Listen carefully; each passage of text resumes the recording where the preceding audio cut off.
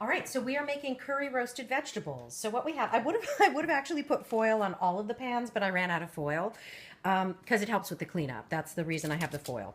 So here we obviously have some cauliflower that's in relatively even size pieces that I chopped up. This is butternut squash. It's also delicious if you don't like butternut squash with sweet potato would be a good sub for this. These are green beans and these are chickpeas. And you'll notice that we have everything separated. When I do roasted vegetables, I like to keep them separated because not everything cooks at the same time. So you want to be able to take them out as they're ready so that things aren't mushy or burned. So what we have in this is olive oil with curry powder. And I use Penzeys. Sweet curry powder is my favorite, but any curry powder that you like, you can make your own.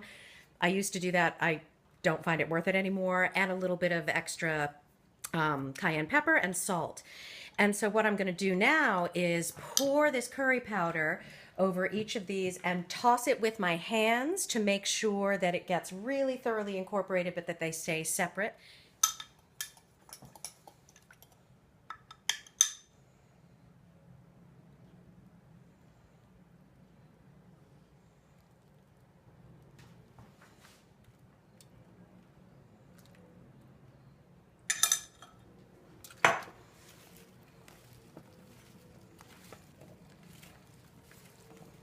There's a lot of turmeric in this, which stains your fingers. So you will look like a 100-year-old smoker afterwards if you don't wash your hands real well, because otherwise that yellow will definitely stick. I'm going to also probably sprinkle a little bit of salt on these extra before I put them in the oven, and then I might, or depending, I might sprinkle a little bit of coarse salt when I take them out. I'm sure there's a way to use a spoon to do this. I just don't want to get all those bowls dirty. So I prefer to do it like this. And as Julia Child always said, your hands, impeccably clean hands, are your best tool in the kitchen. Nothing works as well as that. And you really do want to make sure that everything gets nice and coated. And then you want to spread them back out again so that nothing is touching, because these are roasted vegetables, so we really want them, that's going to burn, but it'll be delicious and kind of caramelized.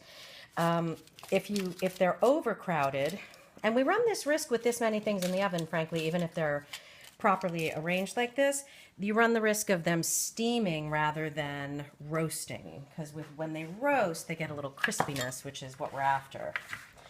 And if you've never roasted green beans or chickpeas, you are in for a treat. They get different and delicious. I've actually never done the curry green beans before. I've just done them with olive oil, salt, and pepper, and they're surprisingly delicious. They're like candy. If you put them out at a party, they'll go first. People just grab the green beans. All right, so now they are set. And I'm just going to wash my hands and then pop these in the oven. Okay, so we just took these out after 20 minutes. These chickpeas are looking lovely. We're going to give them a stir. I want them to dry up even more than this. They would be tasty as they are. Some of that olive oil settles, so everything needs a good stir. You want to leave things out of the oven for as small a time as possible, because obviously they cool off and such. The green beans take the least amount of time of anything, and I actually think these are done after 20 minutes. I wasn't expecting that. So now I need to get something to put those on because I wasn't expecting that.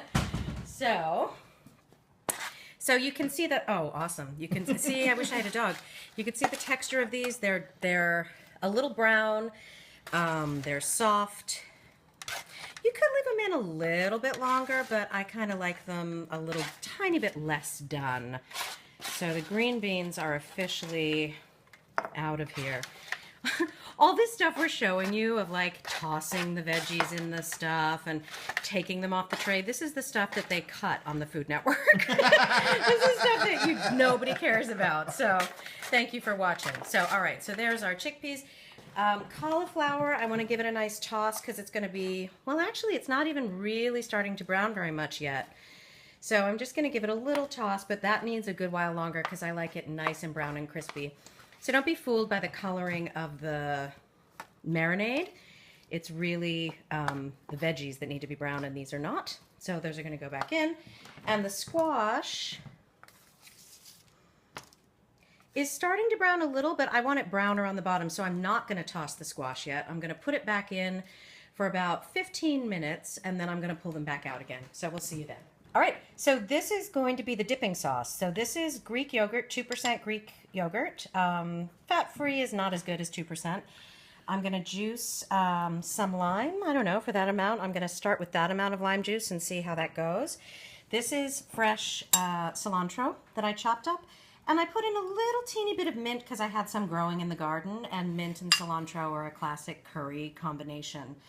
And then I'm just going to add a little bit of salt and pepper and a little olive oil and stir that all up, and that'll be our dipping sauce.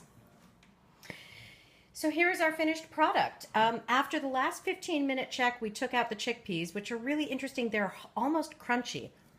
I don't know if you can hear that, but they're hard almost. I like them to that extent. Then we stirred the cauliflower and butternut squash and put those back in for another 15 minutes.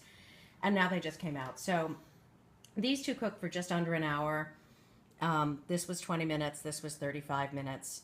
And then I finished, pardon me, with a little extra salt and also some Maldon salt. You can see these little flakes.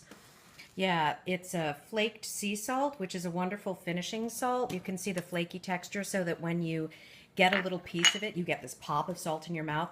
You want to put it at the end on something that's not terribly hot, because once it melts, then it's just salt. Its texture is irrelevant. So the point is that it comes on at the end and you get that little pop. So we have that and our dipping sauce, and that's it. Bon appetit. Bon appetit.